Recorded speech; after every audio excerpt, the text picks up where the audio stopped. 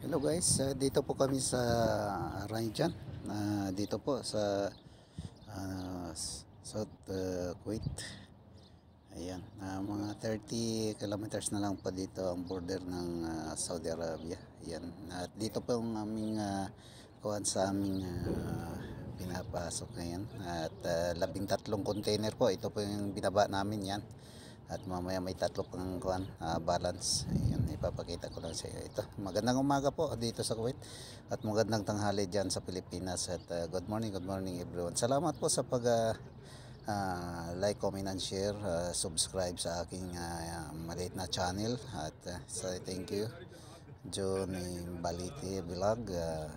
Thank you so much at panood nyo sa aking vlogging itong umagang ito. Ayan ang Mallplex D4 po, D3.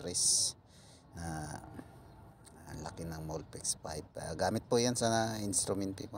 Tinulungan lang po namin kami nasa electrical. Ito po yung aming yard. Ayan. At nandito po ang aming mga gamit. Nakata-10 na pong container ban ang binaba, 40 footer. 25 ang laman sa bawat isa. Ayan, salamat po sa panonood at thank you so much sa mga suporta. Good morning everyone, saan man tayo sa apat na sulok sa buong mundo. Ayan, mega love shout out po sa inyo. Ayan, thank you.